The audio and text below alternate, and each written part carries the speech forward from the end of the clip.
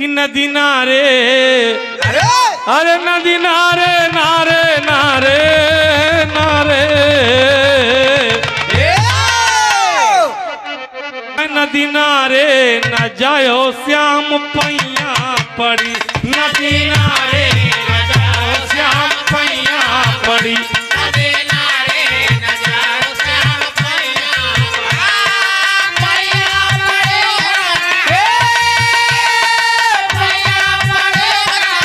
पैया पड़ी, नदी नारे न जायो श्याम पैया पड़ी, नदी नारे न जायो श्याम पैया पड़ी।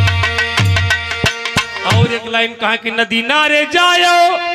तो जा भाई करो, नदी नारे जायो अरे तो जा भाई करो, हमरी सौती अरे हमरी सौती नाला न श्याम पैया परू,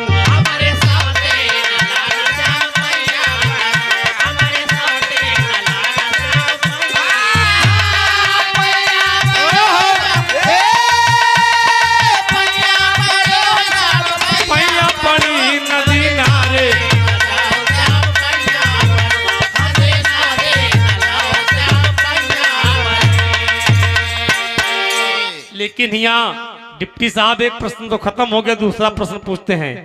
प्रश्न दूसरा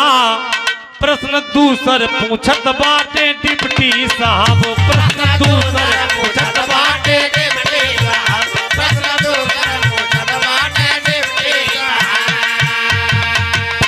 आर के मडीज का सिद्धांत है बताए,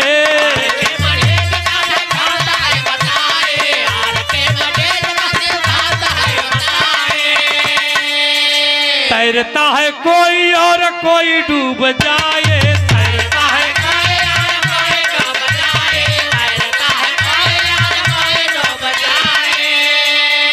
अरे मन ही मन में खिजत बाटे डिप्टी साहब, प्रश्न दूसर पूछत बाटे